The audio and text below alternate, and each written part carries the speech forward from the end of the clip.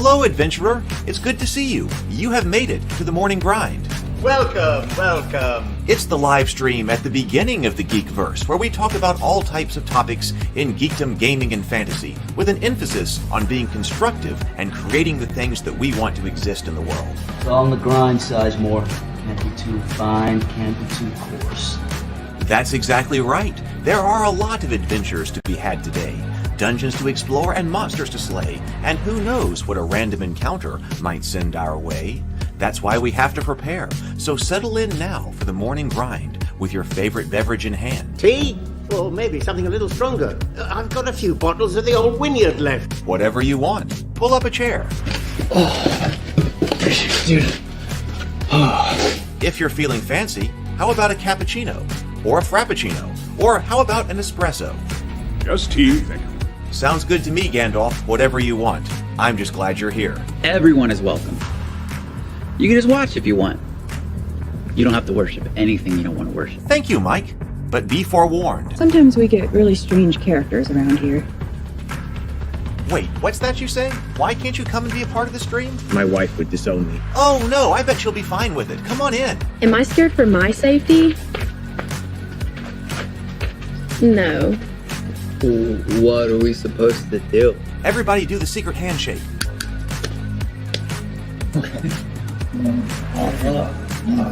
Secret cultist handshake. Oh, now do wizards who love each other. This, my friend, is a science. I still don't have gifts, but it's fine. It's all on the grind, son. Can't be too fine, can't be too coarse. Dude, this would be a sick place to bring the band. Indeed it would be, Dave. It really would. I'm seeing more people coming in. Welcome. Glad to have you here. Oh, look, here's someone new. Is this the cultist meetup? Yes it is. Come to hang out? Please accept me. I have nothing else. Okay, we accept you. Everyone's welcome here. Brought some snacks. Well, that makes things even better. You want some coffee? I don't drink coffee. You sure? It's cultist coffee. What makes it cultist coffee? I'm a cultist and I'm drinking it. Oh. Then I'll have some. What exactly is going on here? I'm seeing more people coming in. Welcome. It's so great to have you. Oh, and look, here comes another stranger. Can we help you? Yes, fellow cultists. I could really use some food. Oh yeah? Welcome. We have donuts. Oh, it's me. I'm glad I'm here. I'm sure you have a few questions for me, though. What's your name? Who do you work for? What god do you worship? Great questions, Rob. I'm Steve King, and I worship Nyarlathotep. No, not really. I'm just Heath, and I won't be worshiping anything this morning. But I will be your host. Welcome to the office. We're going to have a great time. I've got my coffee ready, because now it's time for the morning grind. If you could become a fish, that would be amazing. Then I could command you with my mental fish powers. Hey, good morning. How are you? I am still very cold. Where I am, it's 23 degrees outside, so I am still bundled up here, trying to keep some part of this house warm enough to keep functional. So I hope that that you are staying warm. I know that many places have it worse than we've got it here, but man, I was just not prepared for this this amount of cold for this amount of time. I just wasn't prepared here. So I'm gonna have to fix that in the future with this house. But anyway, welcome to my home. Welcome to the office and welcome to the morning grind. It is fantastic to have you this morning. Let's see. We're going to be looking our main topic is hopefully we're going to be finishing up our Shadowdark dungeon. We've been working on a 5-room dungeon here, suitable for a one-shot. That was our intention, and we've kind of been doing the Shadowdark rules here, so that's going to be our main topic here. Hopefully, we're down to basically the climax and the twist today, so we will see how this goes. Hopefully, we can get it finished up. But then we probably should do also some type of retrospective on it and see what worked, what didn't work. Because I think that here's BGD. You know, it did take a long time, and I want to think about that more in the context of RPG design. that we said, how long should a game take to prep? How long should a game master take to prep a game? If you're going to do a one shot for let's say 2 to 3 hours or 2 to 4 hours or something, what length of time should it take to prep? And at the moment, yes, we did spend more time than we probably should developing this dungeon. It would be nice if we could do it inside 1 hour. I was thinking about that, that if you're prepping something, maybe 1 hour, maybe how much time can you expect a game master to give up in addition to game time in order to run it? Maybe 1 hour of prep. If it were something that was in advance, so it had been written in advance, like a module or something, the game master still has to read it. But I'm wondering, like, can you make a module for 2 to 4 hours worth of entertainment that you can read in like 20 minutes and then get down to play? Let's see. So James is here. Good morning, James. Good morning, Lynn. Good morning. Zero the Blade and Charlie. Good morning. Good morning. And Sable Phoenix. Good morning. Moon Swan is here as well. Good to see you. So this is my rule of thumb is 1 hour of game time for 1 hour prep time for 1 hour of game time. Oh, you're 1-to-1. Oh, you're 1-to-1. Interesting. I think we need more than that. I think we need more than 1 hour worth of game time out of 1 hour of prep time. Lynn says, we're on a tropical 19 degrees here with a foot of snow on the ground. Got to go outside and shovel the driveway again. I lived in Buffalo, New York for several years, and that's when I got to experience all of the snow. And I don't miss that. I don't miss that. I got to live in both Buffalo, New York, and I lived in Tampa, Florida. So I got both sides of that coin. I think I preferred Florida. I remember it did hit 60 once in Florida, and I came in to work, and everybody was there were people who were wearing scarves and earmuffs in Florida when it hit 60 degrees. Hardly says, I will always tell my players, oh, I just threw this together in half an hour before the game, even if I spent my entire weekend on it.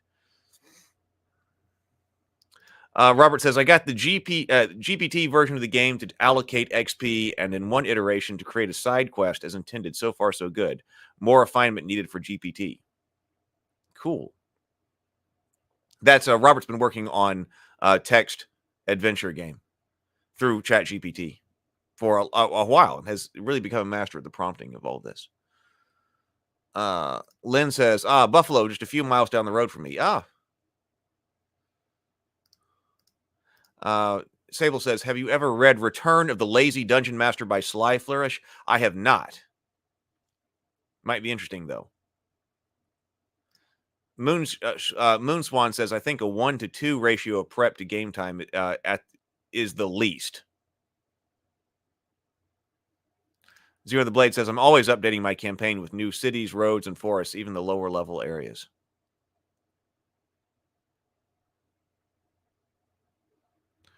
All right. Well, let's see. All right. So what's going on? Well, I finished up a video this morning.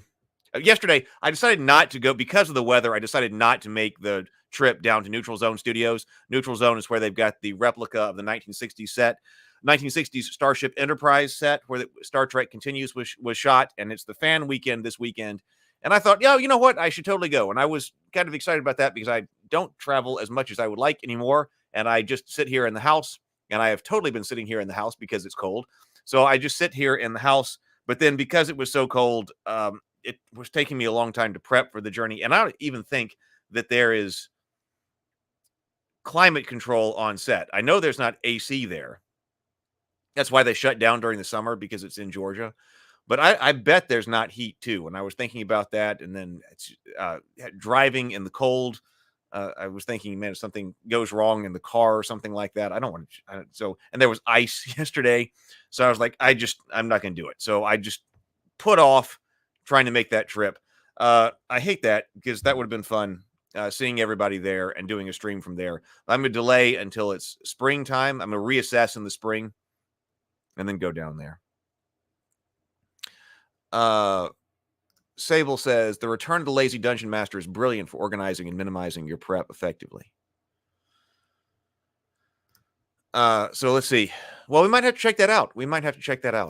Here on the Morning Grind. Okay, today, let's see. So this morning I was finishing up a video on how to play Shadowdark in 5 minutes. So I finished that. I'm going to publish that on the channel today. So there'll be a How to Play Shadowdark in 5 minutes today, published as soon as the morning grind ends. I'm shooting some more video today in preparation of getting the coffee shop ready, because I want people to have, like, oh, these games we're going to play online together. What if you don't know them? Well, you can still sit down at the table and we'll teach you. But also, if you want to know what a game's like, I'd like to have at least some. I like the how to play a game in 5 minutes. Like, what would I tell you if you were sitting down at the table and never played this before? And like, hey, let me tell you what you need to know in order to actually get started running, get started playing this game. Especially if you're going to be sitting down at a table where there are other people who also know how to play. So, what do you need to know in order to play? And then you can pick up details as you go. So, I got that going out. I'm going to do the same thing for Hero Quest and Dragon Strike. I already have the scripts written. I just didn't film them yet this morning. So, I edited the Shadowdark one, and then I'm going to shoot the other two as soon as we're off of stream and get those going out. So that's what I'm doing here in advance of that. We'll start putting stuff out for the coffee shop very soon, probably as early as tomorrow.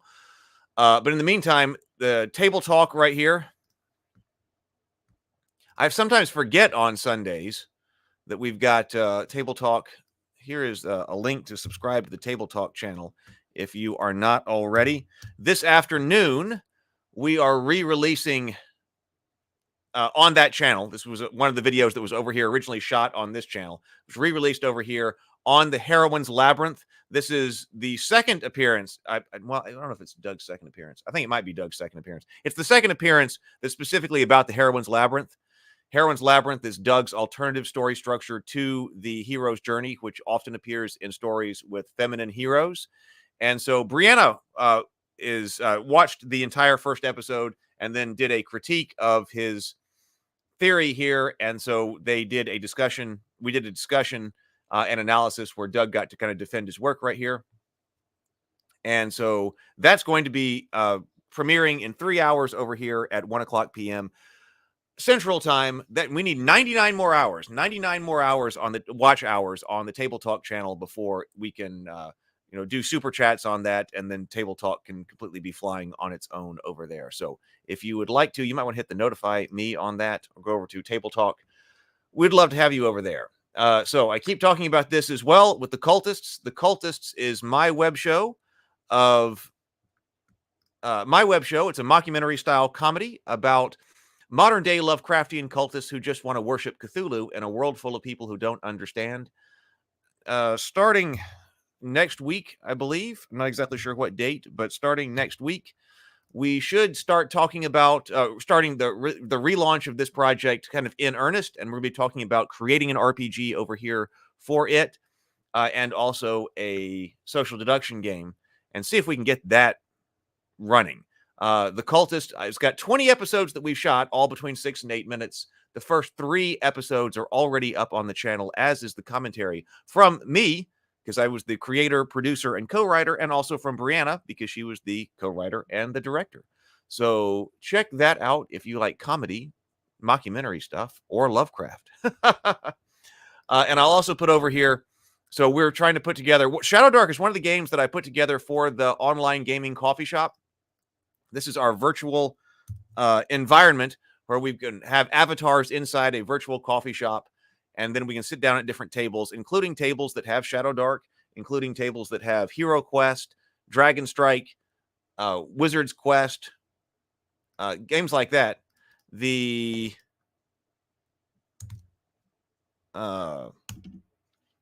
you are interested in that and you want to play, we're going to run a test of that Friday.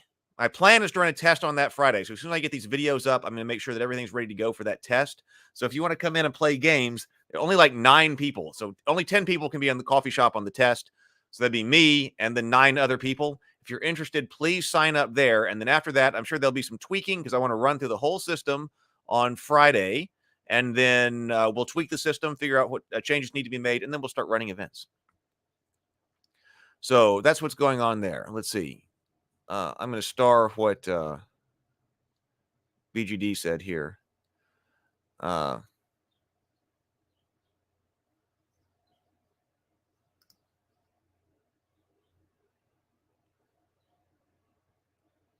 Let's see.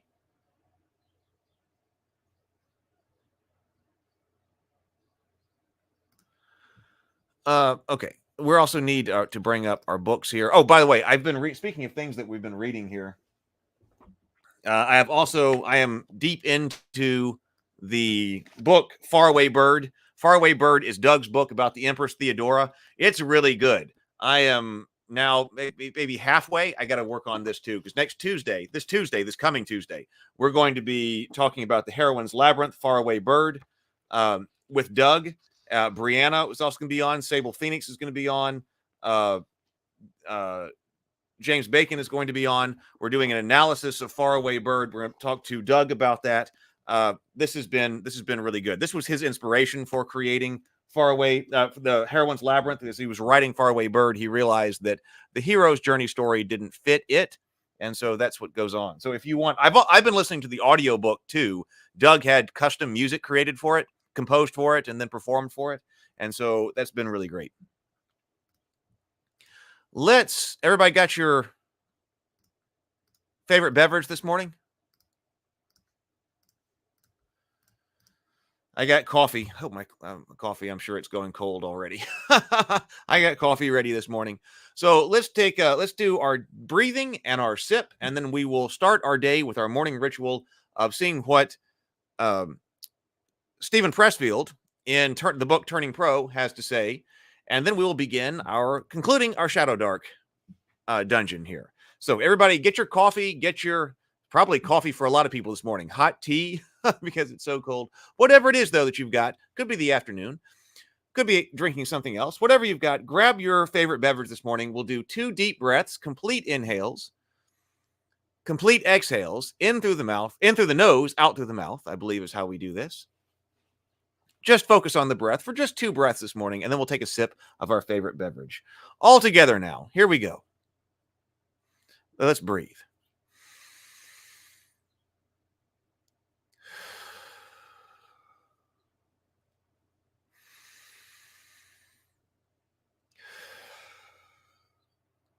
And sip.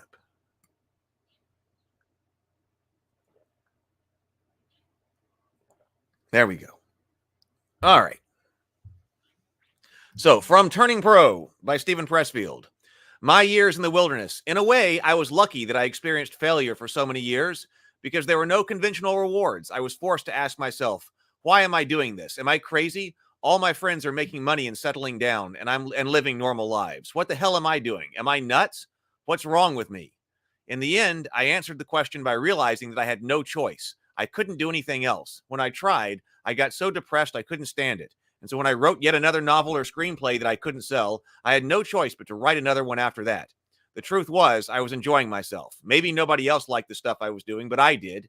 I was learning. I was getting better. The work came in its own demented way, a practice. It sustained me, and it sustains me still. Actually, I think we read that one before. I think I screwed up, and that was the last time we read. I think we were actually over here. Yes. Talking about the characteristics of a practice that you're developing. This is where we were. So a practice has space. A practice has space, and that space is sacred. There's a wonderful book called Where Women Create. It's a compilation of photos of studios and workshops where various female artists do their magic.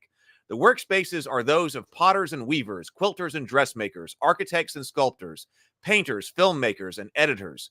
The book has an excellent text, but you don't need to read it all. Just look at these sacred spaces. What you'll see is this order, commitment, passion, love, intensity, beauty, humility.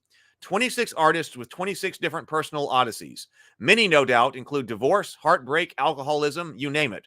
But every woman in this book has, in her artistic life, transcended these impediments, and every one has arrived at the same space. They all serve the muse, and each has discovered that in her service, they all serve the muse, and each has discovered in that service her unique and authentic essence. A practice has a time.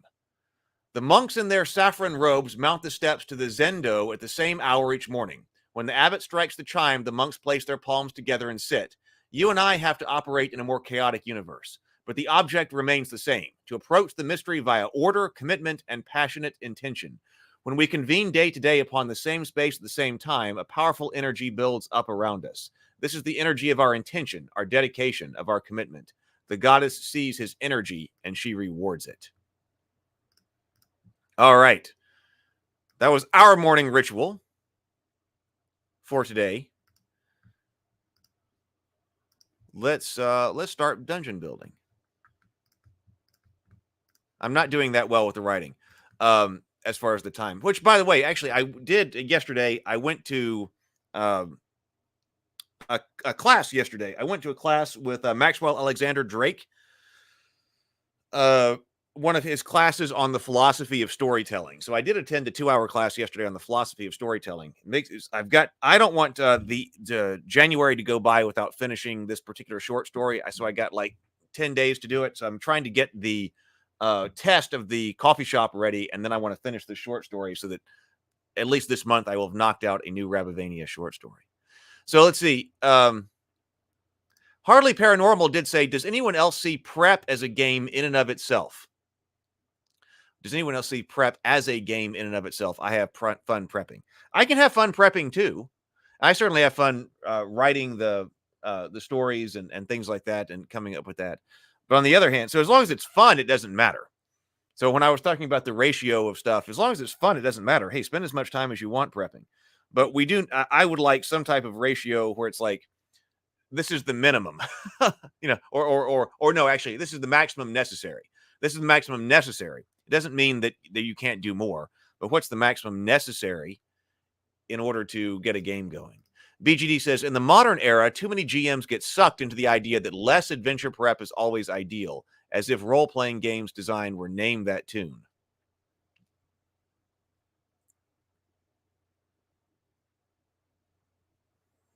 I can run that adventure in one sentence. But thank you, James. To reiterate a point I made previously, prep is context dependent. If the GM is feeling burdened by prep requirements, strategies for streamlining should be sought. But if a GM is having fun with prep, it's all good, no matter the time investment. I agree. Yeah, I saw that. Sable says, I watched the first interview with Doug yesterday since there wasn't a grind. Your comment at the beginning was, we might even get together for further discussion. We have totally done that. Yes. Zero Blade says that turned into a whole thing. Zero the Blade says, I keep missing the live stream of the Heroine's Labyrinth. Still believe Doug didn't discover the writing style. The writing style?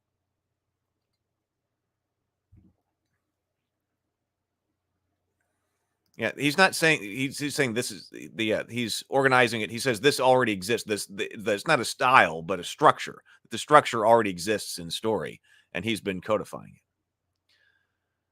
it. Let's see.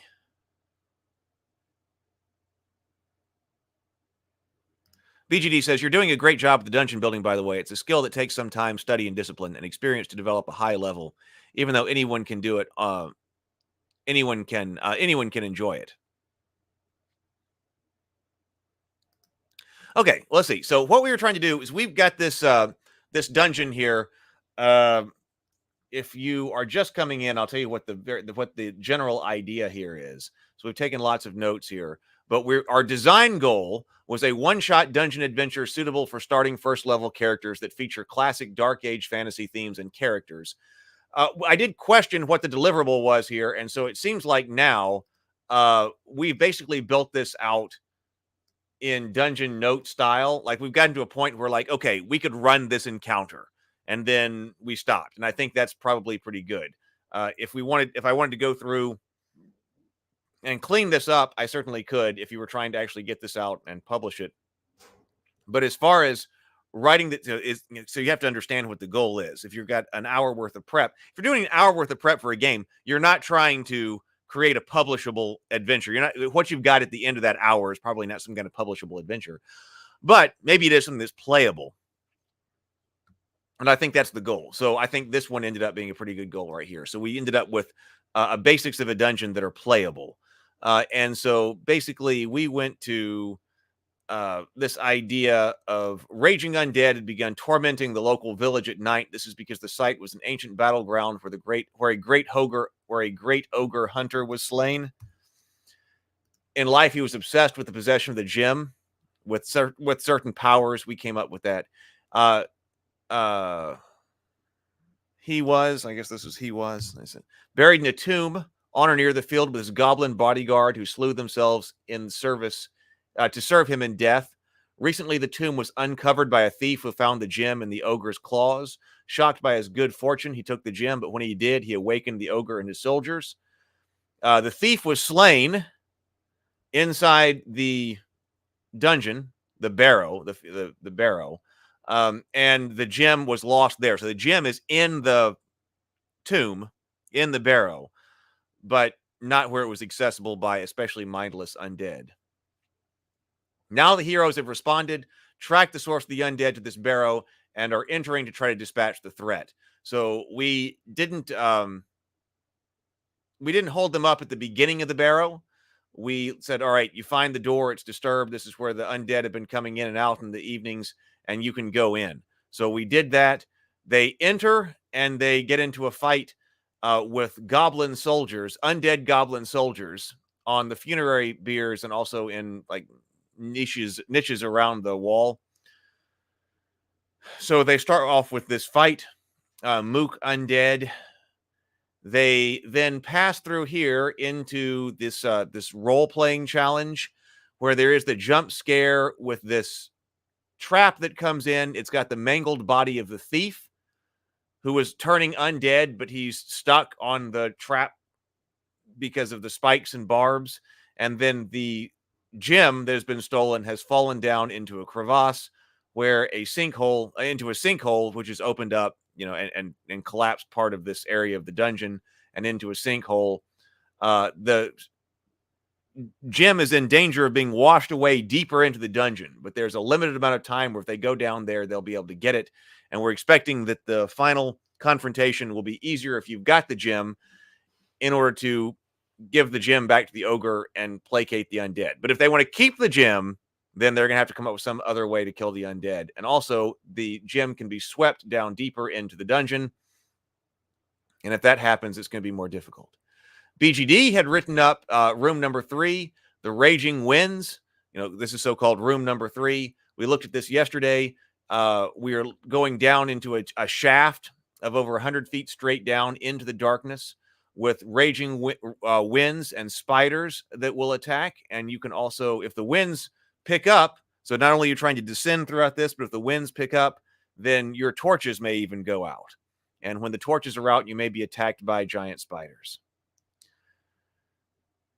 So now we get down to the climactic battle. And we've been trying to do description, timer, threat, and treat, and figure out what this is. Then we also have reward and twist. So let's see here. BGD says, if you have good adventure notes, it only takes another hour to render out publishable text. It's the layout or practical art aspects of the document that takes forever to accomplish before publication. Yes. Hey, Ryan. I believe this is your first time in the chat. I don't recall. So here's to you, Ryan.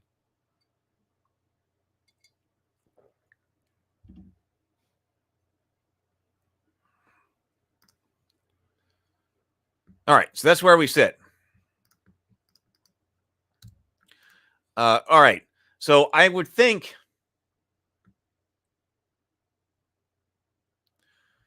let's see. So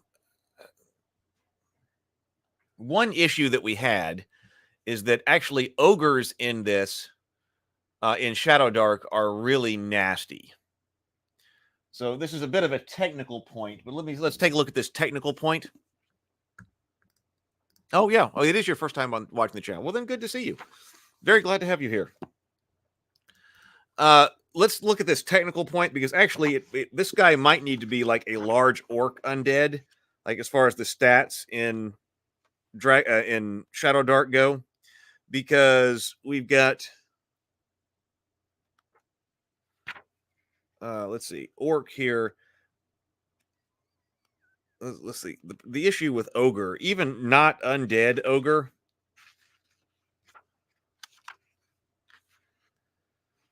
yeah. I'm in Outsiders now. This book doesn't. there's something about the organization of the monsters in this book. Sometimes you think you're looking alphabetically, but you're not. Oh yeah, Ogre. Okay, so Ogre has an AC 9, has 30 hit points though, and two attacks with a great club, which is +6. That I think is going to easily kill heroes, especially if we give the Ogre like some undead ability or something like that.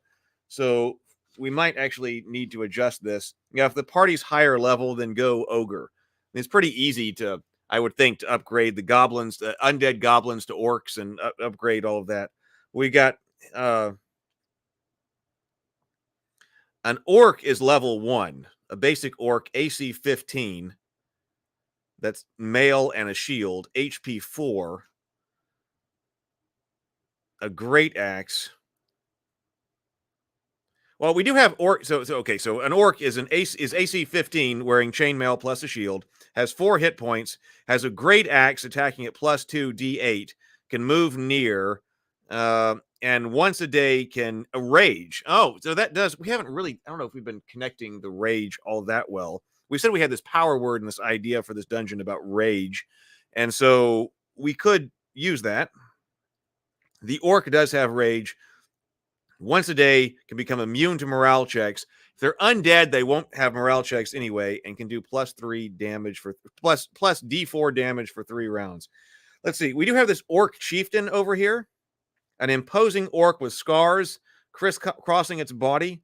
So AC 14, wearing mail, HP 19, attack 2 with a great axe at +4 for D10 damage. Moving near. This is level 4, it says, with the same rage ability. So, yeah, see, this is,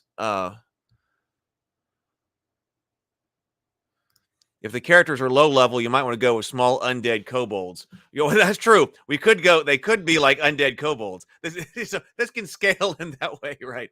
First level kobolds are fragile.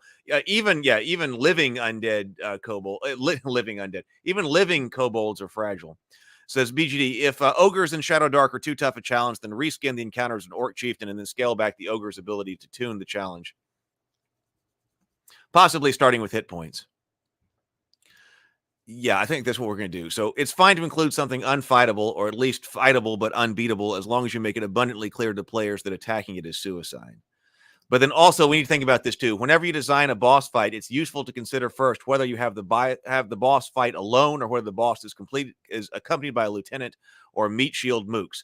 Originally, I was thinking that there would be more mooks down here. So, but what do you think? Would you guys rather? If you were designing this, would you put one boss down here, or would you have some undead beside him, undead guards as well? BGD says the latter option significantly increases the effective level of challenge over a 1 versus many final encounter. Yes. And now one of the discussions about Shadowdark has been that we've got monster level, but there is no like number appearing. So I guess I had always assumed when I was reading this through the first time, I guess I just assumed that this was for each one. So unlike in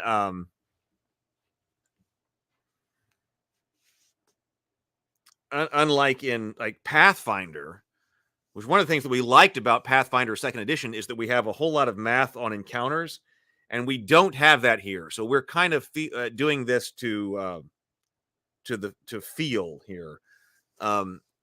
Hey, good morning, Jason. Good morning. Robert is advocating for both boss and guards.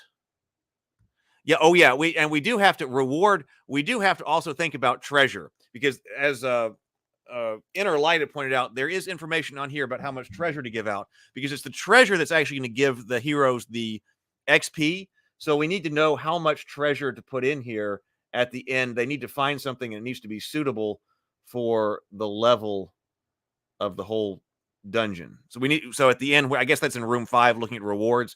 That's probably gonna take a little bit more time because I don't know, but we'll have to look that up. So we do need to make sure they're getting treasure for XP. PGD says, as an alternative, you can have an overpowered boss in the final battle if the party has a clear task to accomplish on the quest before retreat or escape, rather than just killing the boss. Okay, well, it seems like, okay, so let's tell you what, this is supposed to be the threat, the monster stats. Let's just go ahead and say down here, monster stats,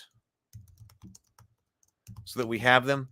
Let's use let's downgrade this to undead orc chieftain instead of an undead ogre. Let's go undead orc chieftain. So this is going to be, we'll make him AC 14. This is rusty mail armor.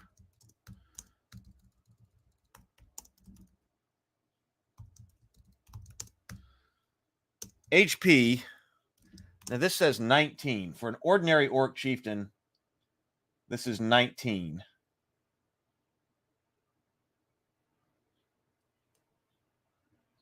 Tell you what, we could, because he's undead, we could reduce the number of attacks. I think that sounds pretty good. Let's give him a few more HP, because that seems like what's going on with even like zombies and things.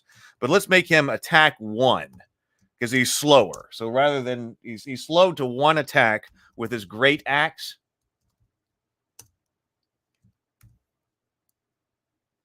Let's make it +2 as well. So he's not quite as good there. See, I don't know how to, I don't have rules here, which I don't think are anywhere. There is, let me verify that. I don't think there is monster design here. So let's look at monster design just so we know what's going on with this. But it may just be a feel thing and require testing. Let's see. Monster, let there be darkness. Monster generator 190.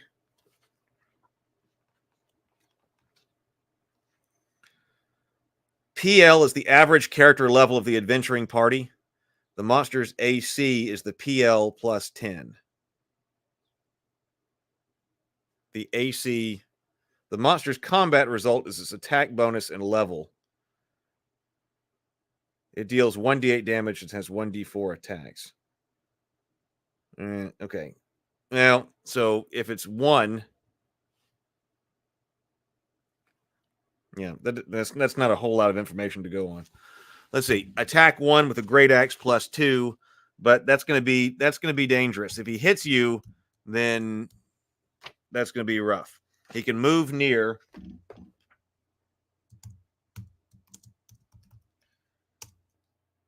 Has a strength +2, a dex +1, a C, that's constitution +1,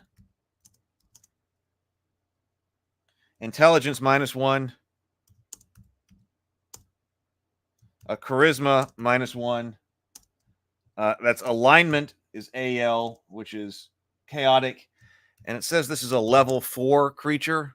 So the level 4, it doesn't really matter here, but I'll put question mark by that. Maybe it's level 3 if we downgrade it a little bit.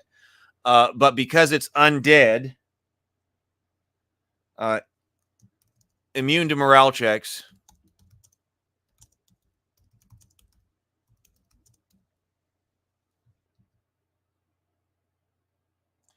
And we'll give it its rage. Once a day.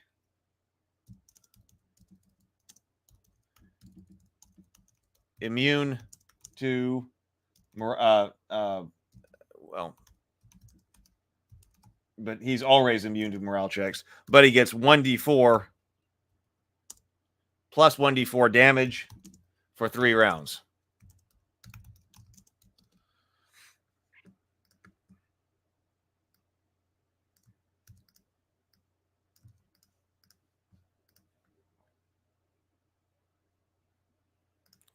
Ryan says, if you're converting monsters, Matt91 has a great resource for it in the Discord. Oh, okay. I've seen some websites where it's like, I mean, I'm not really trying to convert here. I'm just trying to adapt a monster from the Shadowdark that seems like to feel it would be the right kind of level here. But I have seen like 5th edition monsters being converted to Shadowdark. BGD says, in this case, giving the lone boss multiple actions per turn makes good sense. The other option is to give the lone boss an extreme damage spike, the potential to strike with well, we're about to add in some guards for him. The potential to strike with devastating damage that can drop a PC in a single blow, which not only reduces the number of incoming attacks, but also forces the party to tend to its wounded on their turns. But I think we decided to go with some guards. So that'll get the multiple attacks. Because you're right, if he's alone, then he probably needs more than one attack. That's probably why the orc... See, the orc... No, orcs in general just have one attack, but orc chieftain gets 2, and those ogres get 2. Give him a chance to cause disease on a critical attack from the rusty sword.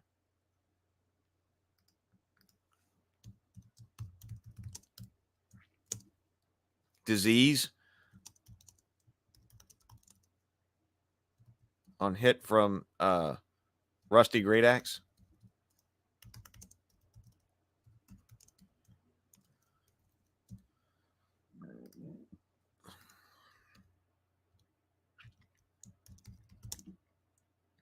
Now, we could go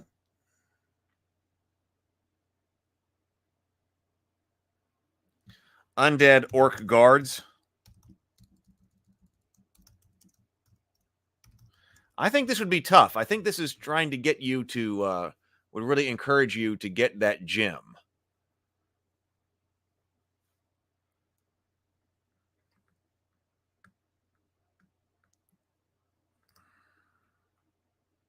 Or a bleed damage over time. See, I was thinking if the disease wouldn't necessarily track that time, like that,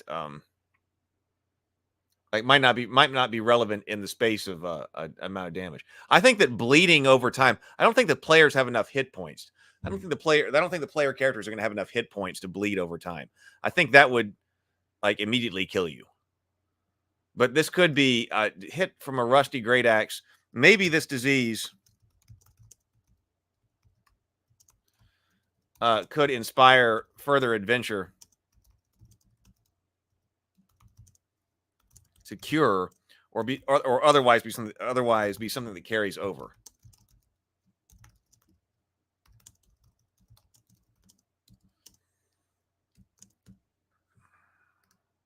I would look for opportunities with the boss to amplify your rage theme and make the encounter unique by underlining the boss's undead nature. Okay.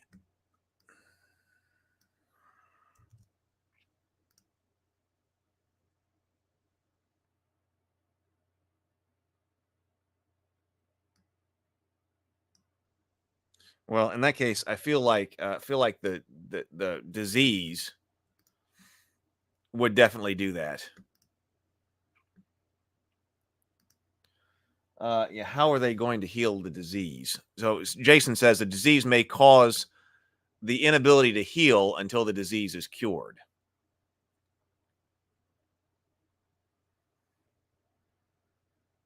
It could do that.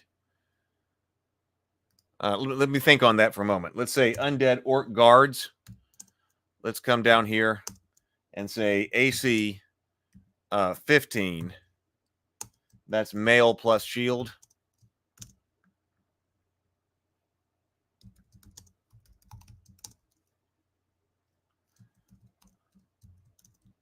HP 4. Now we'll ump them up because they're undead. HP 6. Attack. See, I would like to know, like, what percentage should you increase? Like, if you're designing the whole system from scratch, I'd like to know, like, how many hit points, what percentage hit point increase should you give undead if you represent undead by additional hit points, which is apparently the way that this game goes. We seem to have said. 1 great axe.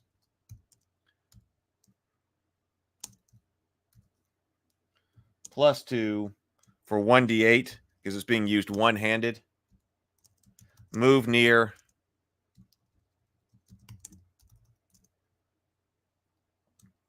Strength plus 2. Dex plus 0. Constitution plus 0. Intelligence minus 1. Wisdom plus 0. Charisma minus 1. chaotic, and level 1. And then this is also undead, so immune to morale checks. Also has rage once per day.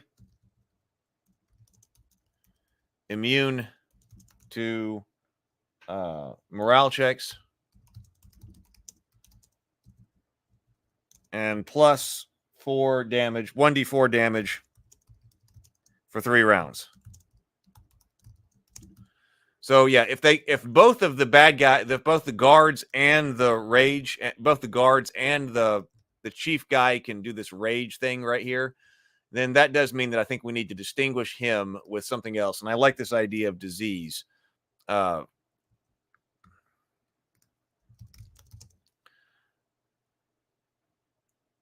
mean, it could happen on a critical hit.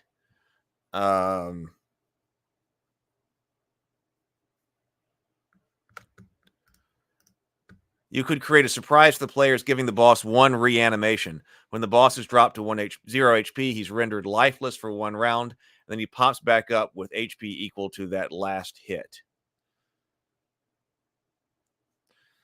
Oh, let's do that. I like that. Let's do that. Reanimation.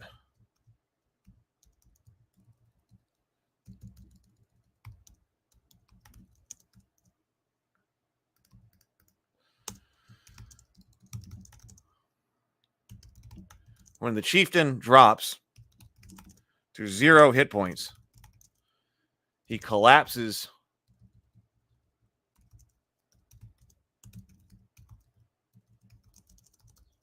on the ground. 1 round later, he rises again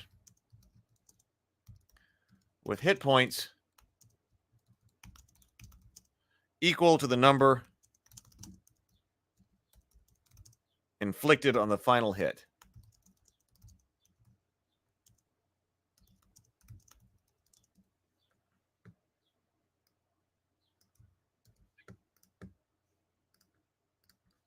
Everybody likes that? Okay, so reanimation, that one goes for that.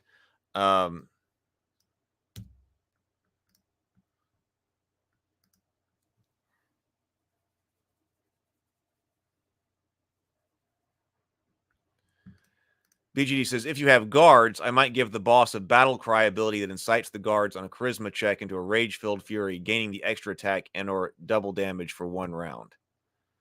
What's our rage here?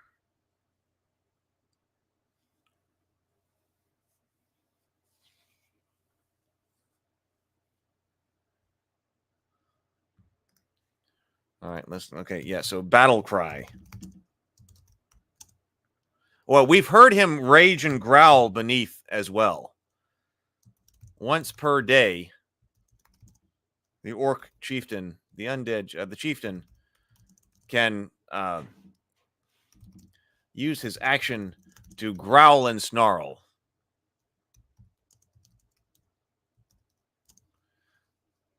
Urging his warriors forward in battle.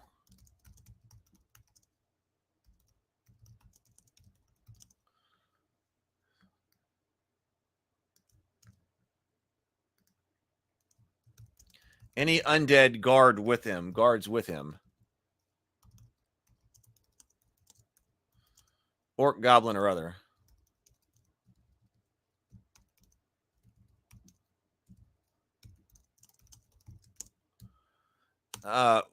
Double damage.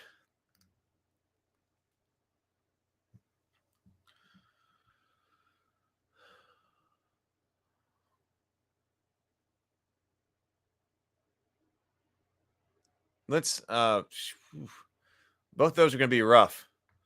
What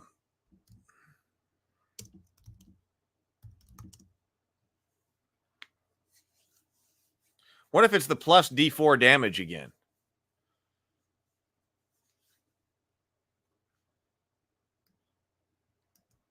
Well, we want to do the same thing. We need to do something else with him received. How about allowing them to crit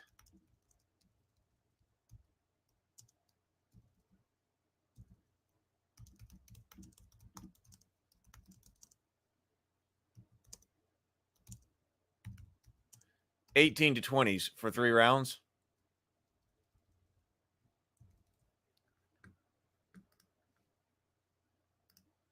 BGD says, I would limit the battle cry buff for the guards to only 1 hit, especially if the chieftain doesn't need to make an attack.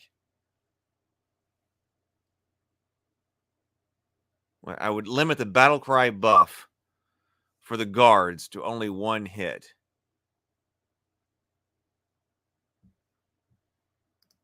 So for 1 round? No, not for 1 round, but for 1. The chieftain only has to do this once. Each guard can only benefit from this once for 3 rounds or until a critical hit is inflicted.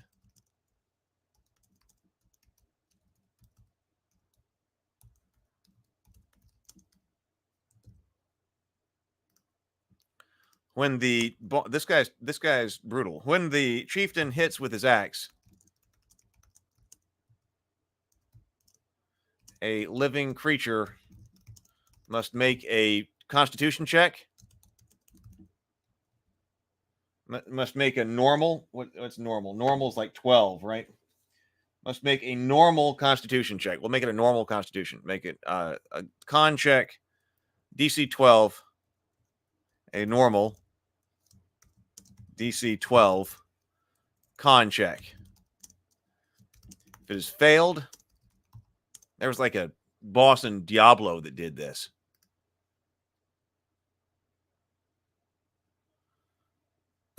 Sable says, I really love an ability for a boss that Matt Colville gave one of his goblin bosses. He called it Get In Here. It allows the boss to just summon an additional minion, 1 HP enemy on its turn. Huh.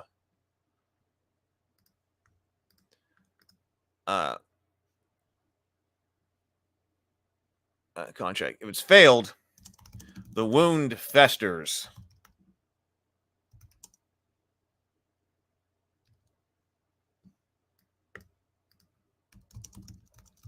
And cannot be healed by non-magic means.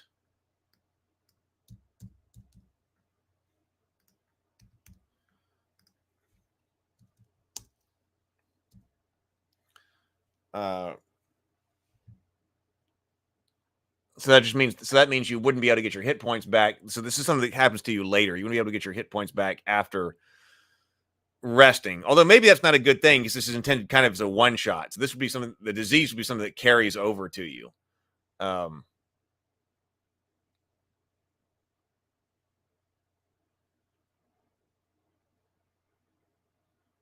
maybe that's not a good thing because that would be something that's be carrying on because we're expecting this to be pretty much done after this.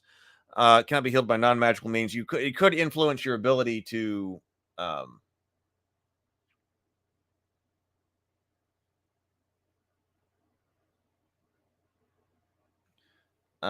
stabilize someone. Cannot be healed by non-magical means. And when in doubt, I like to keep the specialized abilities simple to minimize bookkeeping and keep the GM's load more manageable in the heat of a climatic action.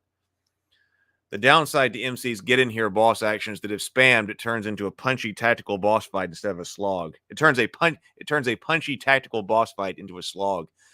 It's fun once, but it can really drag things out during the final battle. Yeah, how many times can they do that?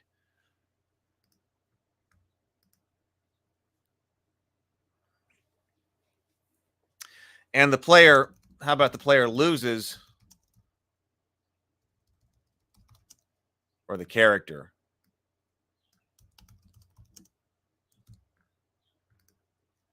His con bonus to the death timer roll.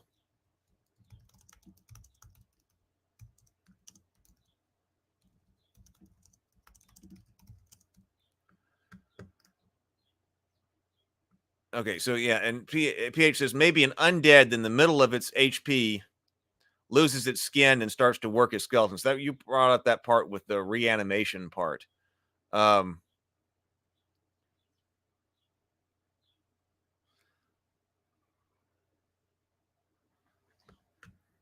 He rises again in skeletal form. let's see if Shadowdark has anything about that on skeletons. Let's see if there's some kind of ability. It might just give the skeletons more hit points. It just says skeleton immune to morale checks. A bleached bone skeleton with the red pinpricks in the light of its eyes. Actually, I don't know that damage type may not be a thing in here. Yeah, damage type is not really a thing in Shadowdark. We don't have a difference between, like a mechanical difference between different weapon damages. I didn't think about that. So there's no damage type in here.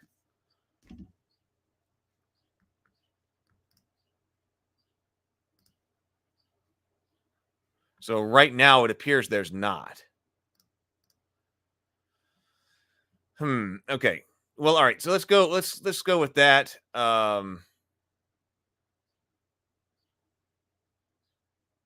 We got undead guards. Okay, so that's what's going to be down there.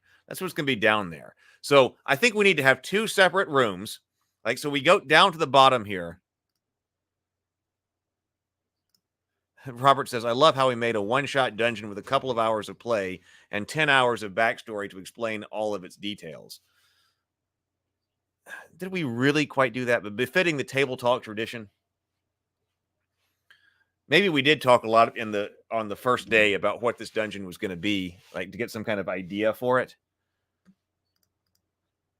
But I don't know if there's all that much backstory. Maybe there was. Okay, so I think there used to be 2 rooms down here. So you need to go into one, and then the other room is accessible from that other room. Because the other room is the one where if you miss the gem has flowed into. Oh, and we were going to have a black ooze down there.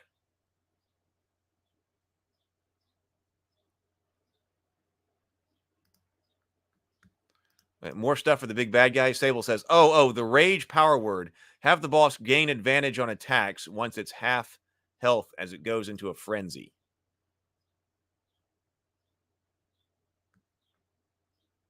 Well, you could just have its rage automatically triggered. What about once it hits half hit points, it automatically goes to, so we change up the number of hit points to 24. Once it hits 12, it could automatically rage.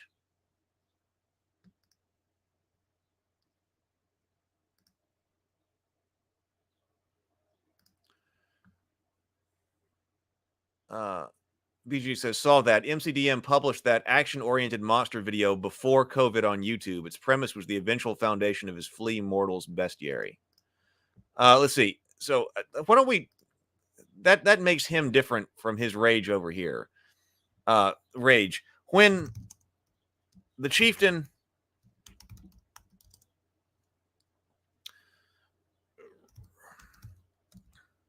reaches half hit points...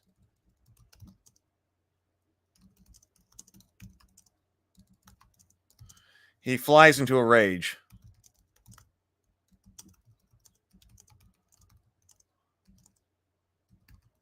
Additional 1d4 damage.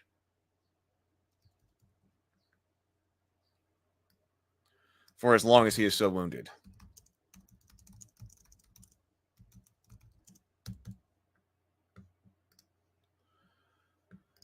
BGD says, I agree with Sable. That's a good idea to have the monster go into overdrive when he drops below a certain HP threshold.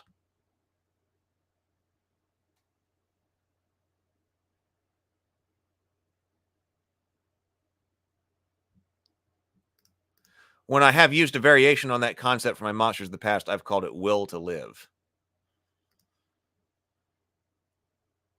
We were going to put an ooze in the other room. So we were going to have...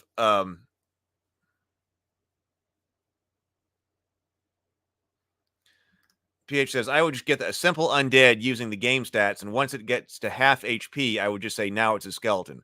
I would not change anything about it but the damage type resistance. But then make that a homebrew. I mean, it could totally be a homebrew thing. You could just say that it's a half damage except to maces and warhammers. Like what the bludgeon weapons in this game are all that. So it would be half damage to all weapons except for clubs, maces, And Warhammer. You want to put that in? Let's put that in.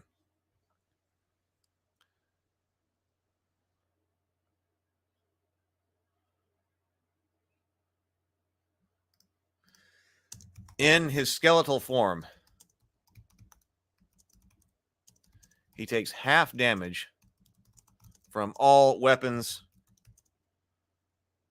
except clubs, maces, and warhammers.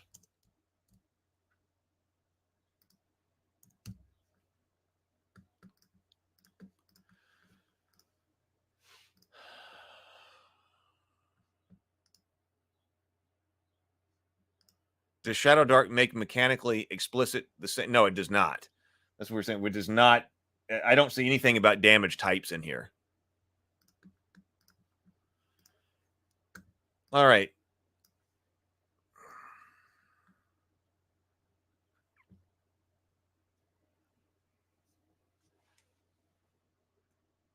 Let's see. So, let's do. All right. Let's do. We got a description here. So we're at the bottom of that thing. We need to walk into the burial chamber, where we're going to have the chieftain there, and he can raise his allies. There needs to be a door out of this chamber into another room, which is partially collapsed, which has the water flowing through it, where the gem will be if you don't have it. We'll put a black ooze in that other room. So want to put our timer on? Let's make it 4 minutes. Description. As you descend, as you leave at the bottom of the shaft is a large archway, crudely carved by orcish claws.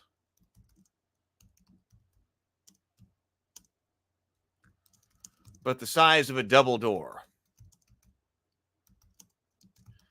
Beyond it lay a funeral chamber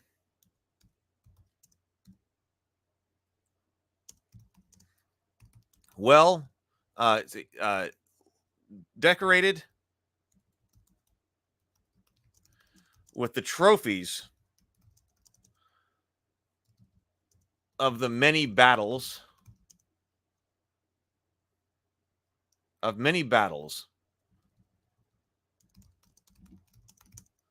the chieftain has won.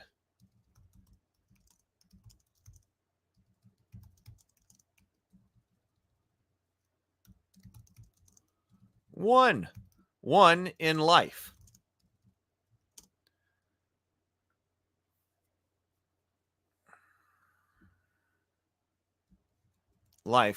From weapons of fallen warriors, weapons and armor of slain warriors, to the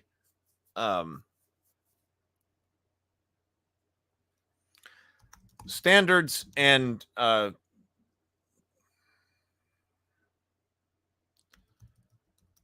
treasures taken from towns sacked.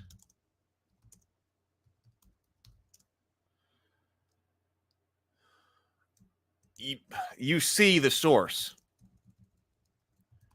Ahead, you see the source of the howling, of the growls and howls. You have heard echo. A giant orc, dressed in rusty armor and decaying clothes.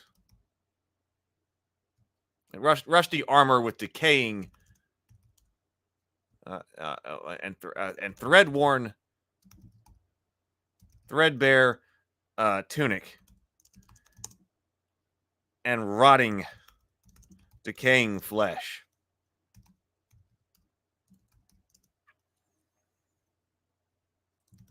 When he sees you, he's looking for something. He appears to be looking for something. When he sees you,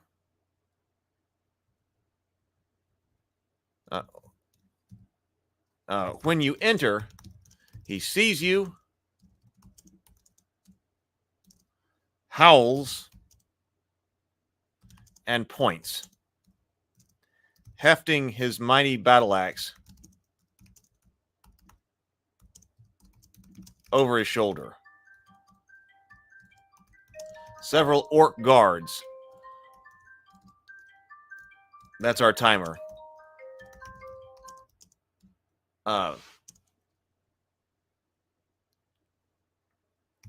Who likewise are in undeath. Rise from their beers and join him for the battle.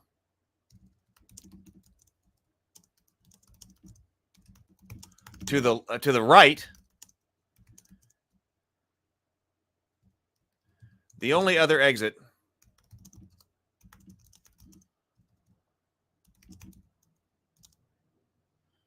is a door to the right.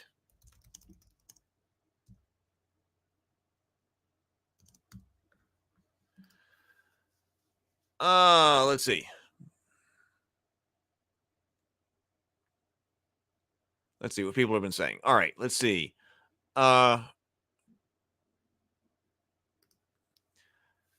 BGD says that doesn't stop you from building damage types into the encounter. Respecting them is one of the many things that can really make your monsters more interesting at the table. Gives the foe a puzzle. Yeah.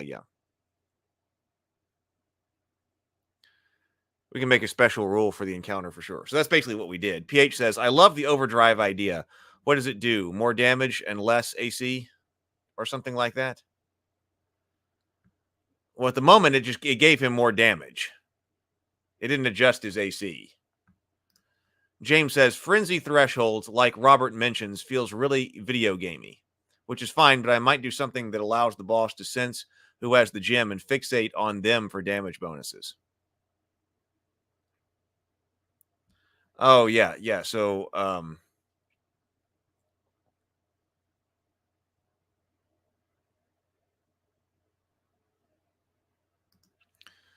we should say that. Note, if the if one of the players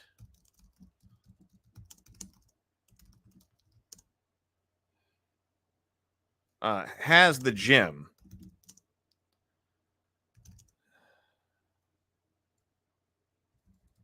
especially if it's displayed openly,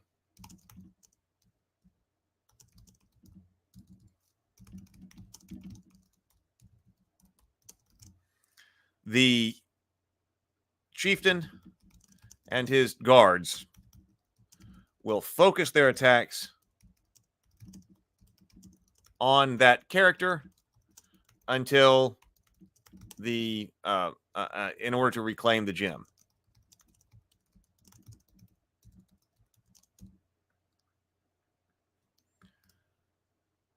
BGD says, have cracks and crevices in the walls at the bottom of the shaft. Have the raging winds pick up again in 1d4 turns after an entry as a timer aspect for this area, resolving the source of the violent draft. Okay, let's do that then. The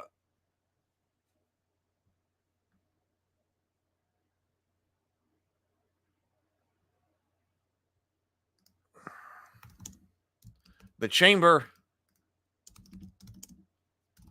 has also been damaged, has been damaged, or is showing the signs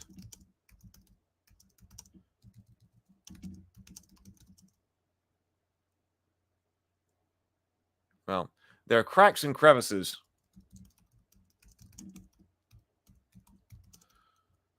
run throughout the floor of the chamber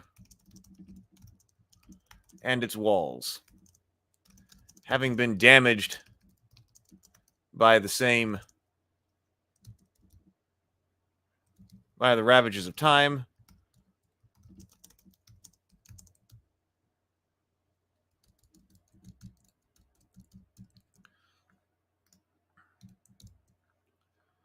So, timer. In 1d4 rounds, after the battle with the chieftain begins,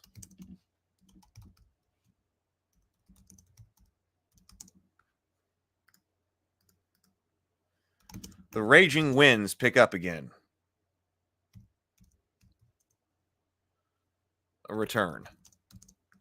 So we got raging wind up here, falling damage, raging wind.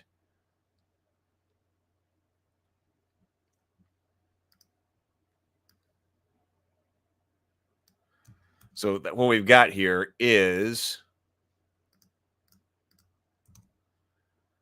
the speed and force of these updraft multiplies violently. All torches to be extinguished. The speed and force of the updraft multiplies violently. The speed and force of the updraft multiplies violently, causing all torches to be extinguished. And and any character not secured to the walls or ledges. Okay, so we're not worried about falling off anymore.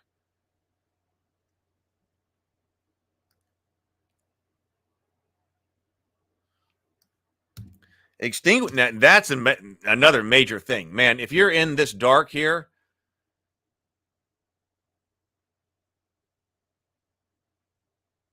with all these things, man, that's gonna kill you fast.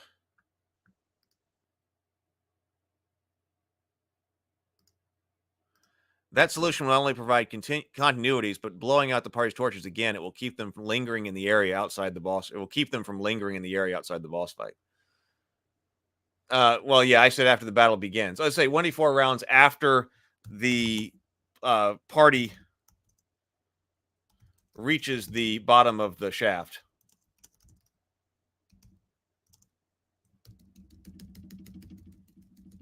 The raging winds return. Oh, hey, Sky. Look, it's Captain Sky. Hey, Sky. Sky plays Dave in The Cultists. And Sky says, it would take him hitting me with that battle axe at least 25 times to kill me. Yeah, this is a whole lot of monsters here. Let's see. PH says, not a real suggestion for this dungeon. Good to see you, Sky. Hope everything's going very well. PH says, not a real suggestion for this dungeon, but just an ooze-type creature that would have only one weakness, eating too much at a time. It'll be something the players have to find out and prepare to maybe throw a cow in it. Maybe they realize the ooze dissolves itself to digest something as large as the prey would kill it. Yeah, I might just scale back the final. How many did I actually say? How many guards here? I said several. Okay, so I was not committing to a number up here as I was just typing under the time. So yeah, I think probably so. This is a lot. 2 orc guards. That sounds pretty good.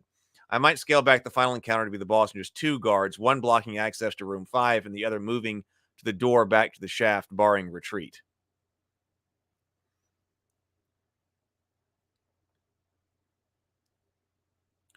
Sable says, might be useful to read through some of the existing Shadowdark adventures. Their descriptions are highly condensed. Things like cracked walls and floor, raging winds, and D4 rounds, probably. That sounds like its style here. Yeah, because raging winds. Well, I copied it down here because people on the stream might not have seen what the raging winds were.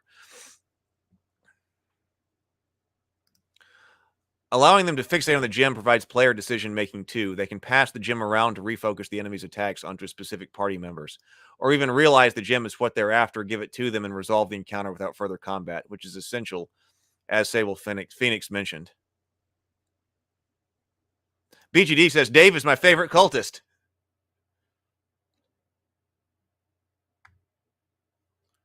Wait, what is the axe to the face fallacy in its essay on hit points?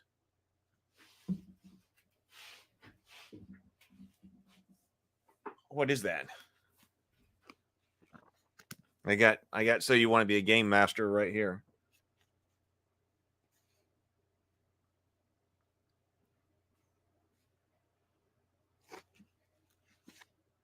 Or maybe it's not, maybe it's not in this book. I was thinking of this book all of a sudden, but maybe it's not there. If there's a page number in the book, we can reference it. BGD says, another fun option, you could have a slough or other water running through the burial chamber. D4 rounds after entry, the glowing gem was not recovered in D4. It washes into room 4 now.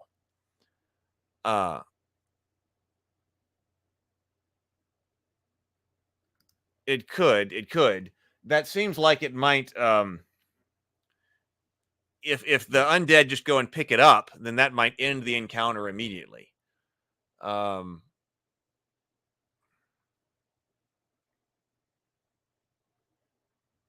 Well, but you could have, okay, well, actually, you could have the gem in the other room, and then it can continue to wash into this room.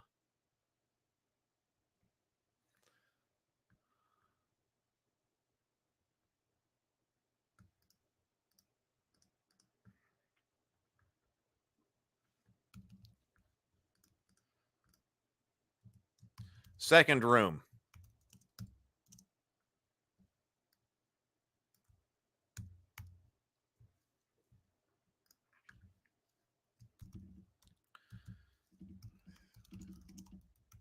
See, do we have ooze in here? We do have ooze, right?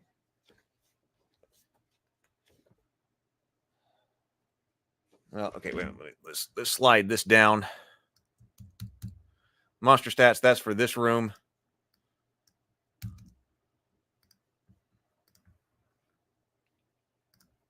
If the undead get the gem, maybe the party gets sealed inside the burial chamber. It becomes minions of the chieftain for all eternity.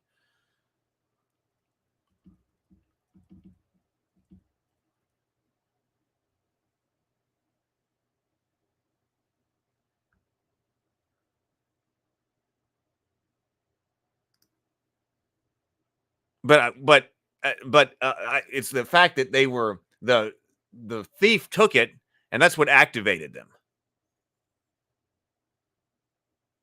So you've got to know to give it to them, right? Beyond the door, beyond the burial chamber door, is what was this? This was like a room with an altar to the orc god, whatever that is in Shadowdark, to the orc god. Most of this room is collapsed due to a stream running through it, cold stream running through it.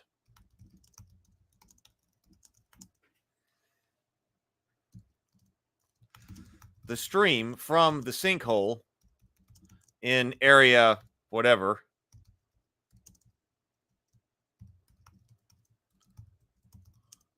runs into a corner of this room.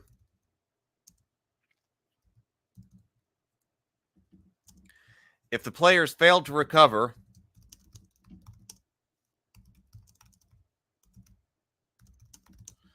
the gem in area whatever that was, the gem will have washed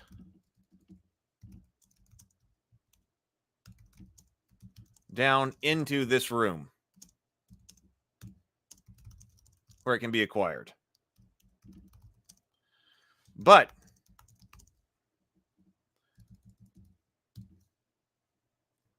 lurking nearby is a black ooze. What kind of damage does an ooze do?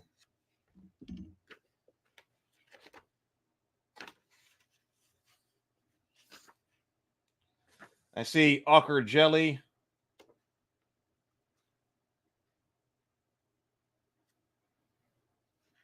I got primordial slime here.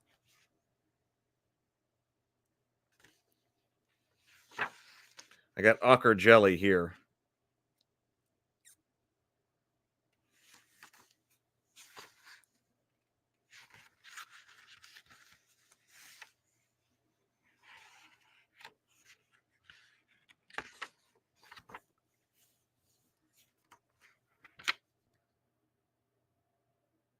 Ochre Jelly can divide, kind of like a Zelda hit, and they divide out. We don't want this to be too bad. Let's see. You could make the ooze chibi what, and call it the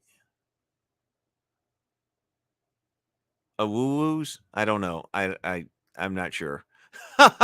VGD. I don't know what. I don't know. I don't understand. I don't understand the joke. I think I know where we're going with that, but I'm not sure.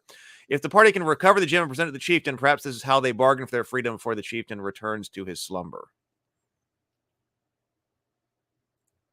Yeah, we want. So yeah, the goal was either they can keep the gem and have to kill everything in here, but that's a tough fight. So they can also give the gem away to him, and everything will go back to sleep. Black ooze. So let's just make up black ooze. So if one character sneaks in here,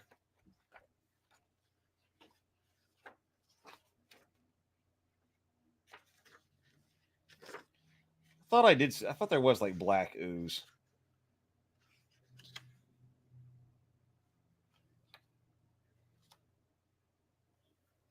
Oh, here's black pudding. Boy, that's bad. That's a level 6 thing.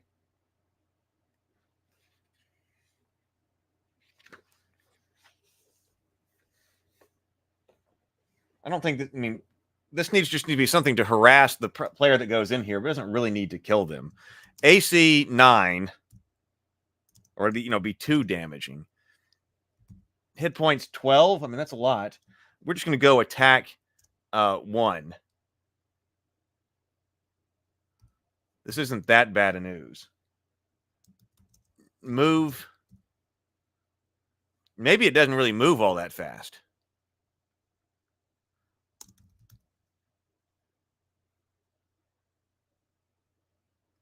But I guess it can. Strength plus 0. Dex minus 2. Constitution plus 3.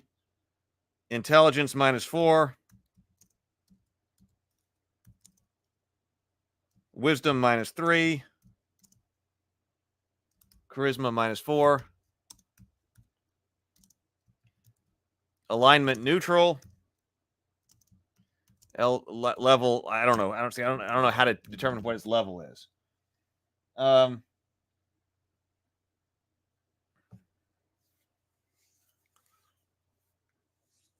black pudding has impervious, only damaged by fire, but I don't think we want to give it that.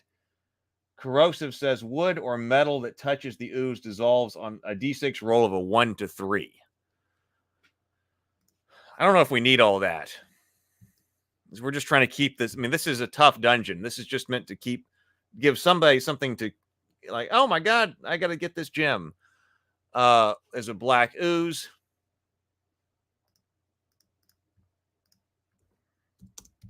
Which might be trying to devour the gem.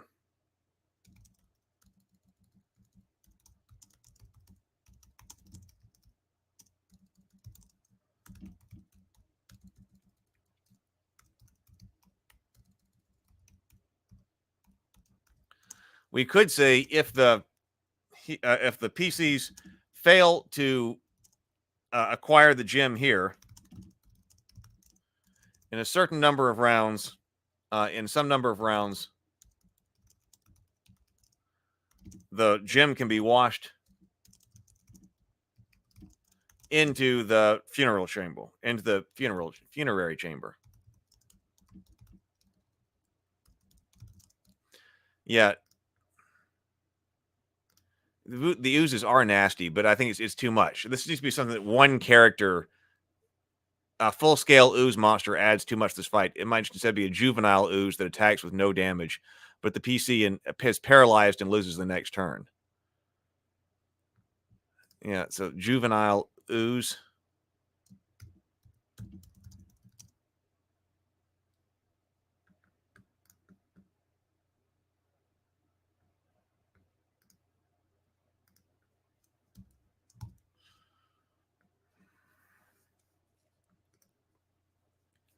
That makes it different than just doing damage. Attack 1.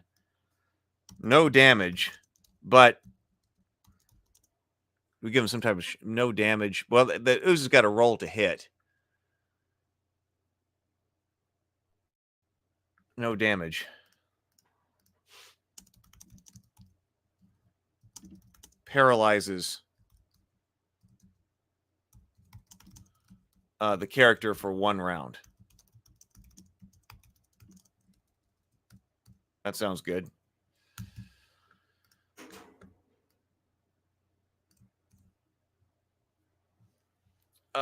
Into the funerary chamber. So we'll just make a note that there is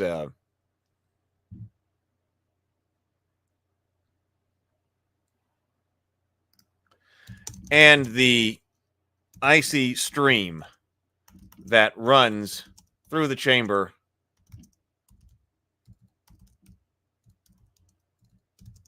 from the room beside it.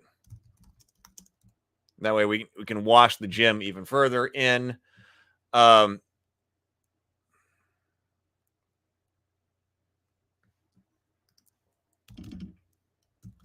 So the chieftain wants his gem back. If the players surrender the gem, I mean, who knows? Surrender the gem to the chieftain.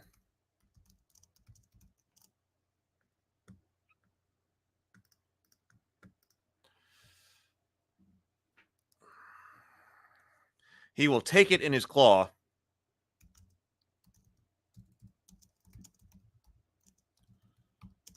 and the attacks and his attacks and those of his guards will cease.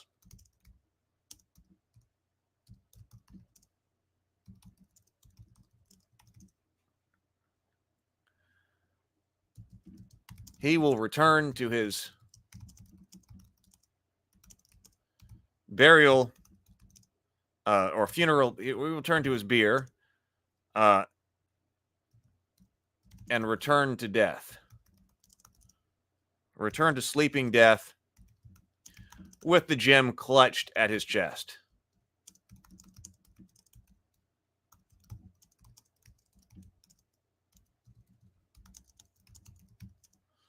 His guards likewise return to death sleep.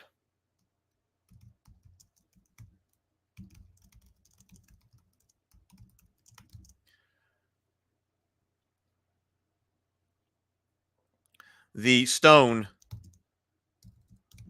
at the opening of the barrow, of the entrance to the barrow,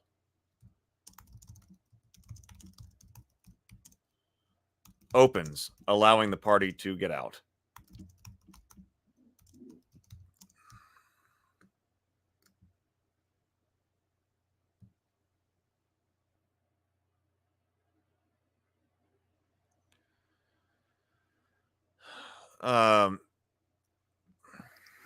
Well, then if the party chooses to take the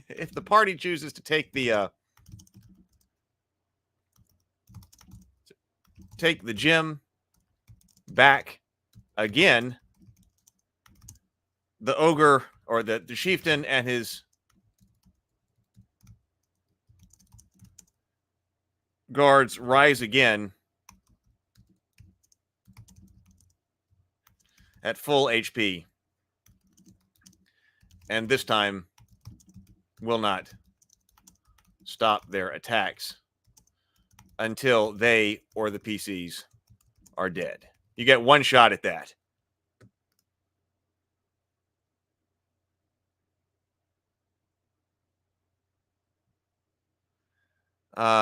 Robert says, so did we finish? I know a lot were asking if you guys wanted me to try to see if a chat GPT could render a 5-room dungeon. If so, was there a formula being used? GPT works best when it makes it up. There is a 5-room dungeon formula. Yeah, now the websites. If you look up 5-room dungeon, the first blog that comes up does give the formula. Okay, so that's that. That's the only thing that we've got left here is reward and twist. So you need to be able to get some treasure. Let's take a look at the treasure situation. We got a bunch of treasure that could be sitting around here. let's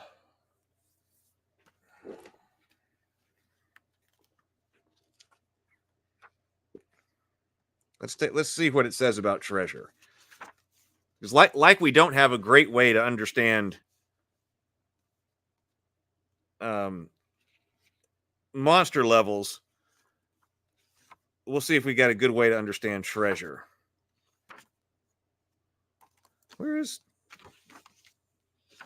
Here we go. Treasure overview.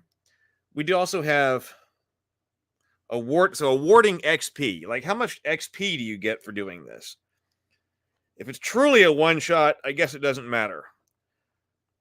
But we should at least be able to determine something. So characters gain XP from valuable treasures and boons they earn during the adventure. XP awards don't need to reflect any monetary value. Boons or fabled items have intangible worth. Treasure has 4 categories: poor, mundane, low value, ordinary, and unexciting. Normal is 1 XP. Now, I guess this is 1 XP for all players. Oh yeah, please, yeah. James reminds me. Yes, if you're here, please do like the stream, and if you're new here as well, please do subscribe. Love to have you for the. Thank you, Zabel. Love to have you for the morning grind. I'm here almost every morning at 9:30 a.m. Central. So I'm guessing this is XP per player, not just one, because you can't really divide 1 experience point. So I'm guessing this is per player. But let's see. So this is treasure has 4 categories: poor, 0; normal, 1, which is good value, worth protecting and useful; fabulous, incredibly prized and well guarded; legendary.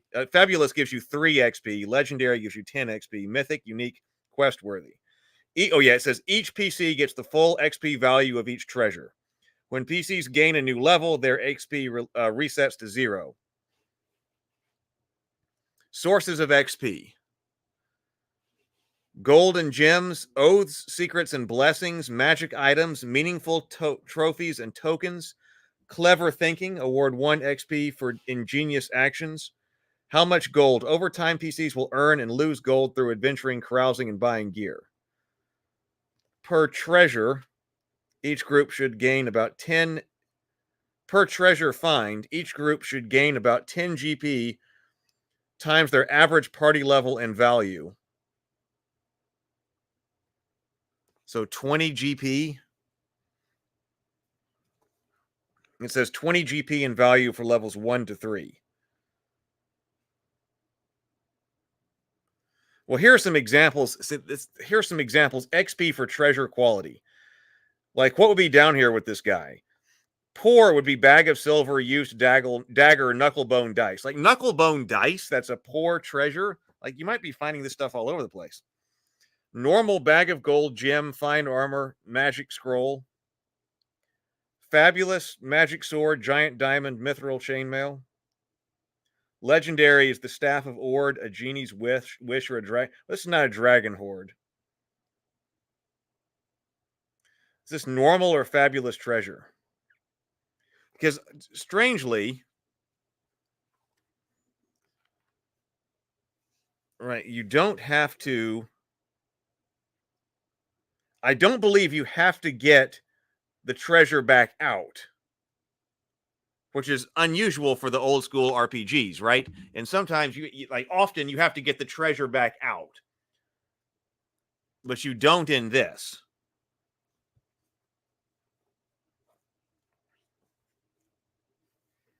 You just have to discover it. Let's see. So, XP award.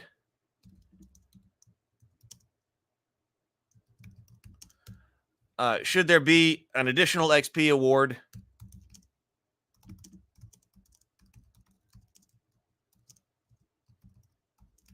For returning the gem to the chieftain? So if you resolve this way, James says, oh, right, GP is XP. If the players return the gem, there would be an alternate treasure to award them, so it isn't a bust. Yeah, they don't have to get it back out, I don't believe. So let's...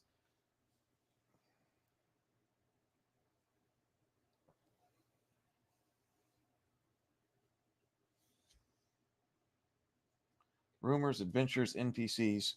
Sometimes like there's not just level up in here. Treasure. Let's go over here to treasure overview on page 269. Where it says treasure is the driving force behind character advancement. This is under treasure overview. Claiming treasure grants the characters XP and gives them valuable resources. Wandering monsters have only a 50% chance of carrying treasure. They are poor sources of XP and valuables. Carousing gives PCs the ability to gain XP fast, but they'll soon need to go adventuring again to replenish their empty pockets. Wealth is a fleeting prize. Treasure tables. You can use the treasure tables on page 270 to randomly determine what loot a monster is carrying. The treasure table the monster uses corresponds to its level. Oh, so you have to know what kind. That's an important reason that you need to be able to determine what level a monster is if you're making up a new monster, like we were just talking about this. Because a treasure table, because the monster level indicates what monster treasure table to roll on. Likewise, you have unguarded treasures, which are equal to the level of the character. Dealing with loot. Treasure typically occupies 1 gear slot. Coins occupy 1 slot per 100, but the game master might determine otherwise. Characters can sell most treasure based on its material value, but they may need to find a curio collector to offload strange or obscure items. Magic item values. Magic items can rarely be bought or sold. Okay, well, we know that. Okay, so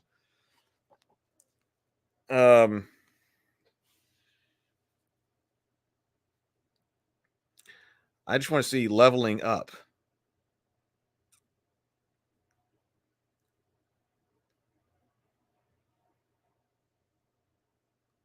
Awarding XP. I thought I read you don't have to get it out. But see, here's a problem. But here's the problem with this kind of system with the treasure. Okay, so it's down here. Like, you may not want to take it. You dealt with your issue. How do you get XP? I guess you could be rolling for the monsters treasure up with the goblins and stuff like that. But you might I think I would be wary of taking anything, like thinking that anything that I take might wake this guy up. But we need them to be able to get something. Even still, returning the gem can be asymmetrically more or less XP rich. Yeah, and gives them valuable resources. Seems to indicate they'll need to actually possess it and move on with them in order to sell or spend it. Yeah. I mean, so obviously that. But I was like, yeah, with the treasure. But I was looking for confirmation and I can't find it. That this isn't a you must return with the treasure. It's like, what about this type of game where you found the treasure, but you're going to leave it there? Well, I don't know. So, again, probably not necessary in a one shot anyway. But 117 awarding experience. I feel like there should just be some type of experience you get from this. So, magic sword, giant diamond, myth. Is this a normal treasure? It seems like this should be, well, fine armor. Yeah, I guess this is normal treasure. So everybody gets 1 XP. What if we say that everybody gets 1 XP? All players receive 1 XP for discovering the treasure hoard. That's the right hoard, right? The treasure hoard.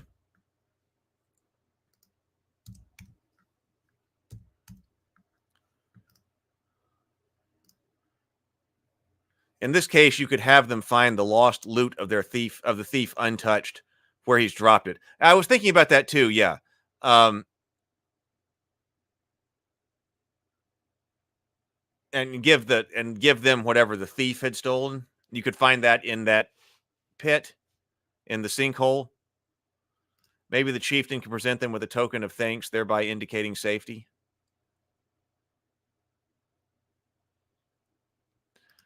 Yeah. Okay, so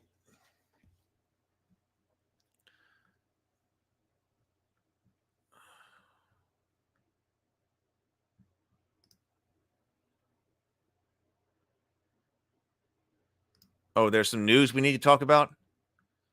Or I don't think we'll do it today, but there's news. There's somebody just posted news for the grind. Okay, I will check that out after the stream. So yeah, so I'm going to make note up here. What did they say? 20 XP? Or 20 GP? I wish I had a little bit more guidance on this. Per treasure find. Let's see, per treasure find. I think that this, what exactly is a treasure, is a bit weakly defined. And I did see this as a critique in another another review of this. Like, what is a treasure find exactly? How many treasure finds are in this dungeon? I'm not sure. Potentially a lot. If even knucklebone dice are treasure. It's XP 0 treasure, but like a bag of silver is XP 0 treasure as well. Yeah,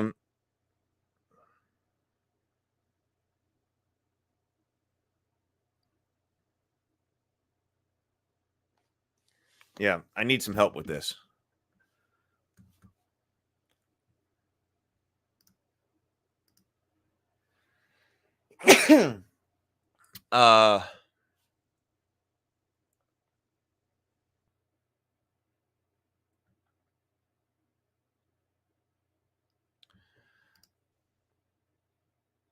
The undead thief has treasure with him taken from the chieftain's chamber below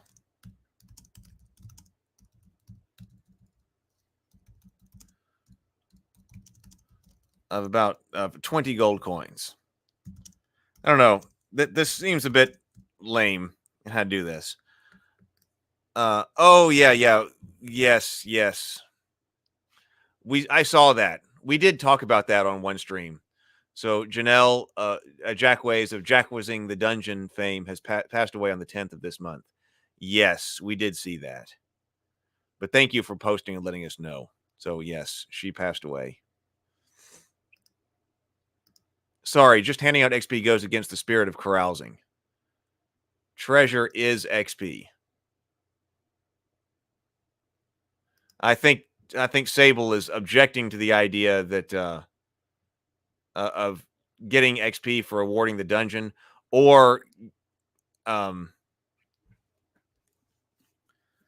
if you come out of here with nothing, so maybe this is a bad example of this type of game here, because maybe that's what's supposed to happen. Awarding XP 117.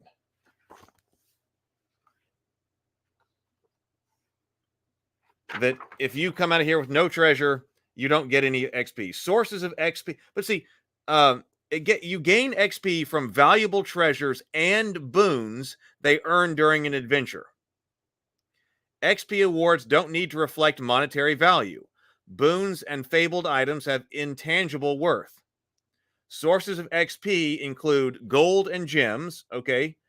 Oaths, secrets, and blessings. So an oath, secret, or blessing can be a source of an HP. Magic items, meaningful trophies and tokens, and clever thinking. Clever thinking awards you 1 XP.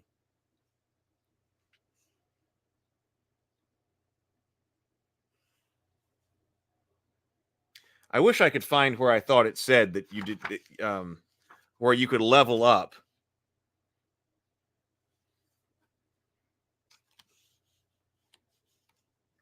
Maybe that was it. Maybe leveling up does not can be done in the middle of a dungeon if the game master is okay with it, which means you don't have to get your items and your treasure back to civilization.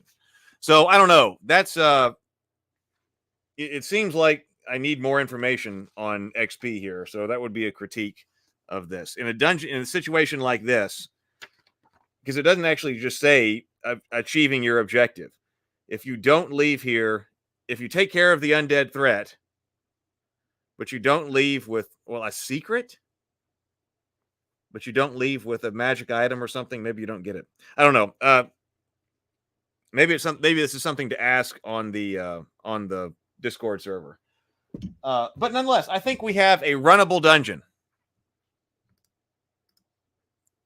Well, all right, there we go. Figuring out the gem and giving it back to them would be 1 XP 2. Clever thinking.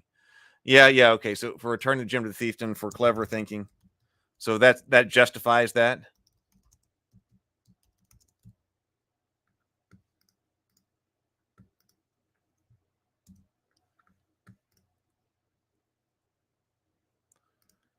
That's a gameable loop. But see, and the issue there was also that it was left that up to the game master's discretion that you can.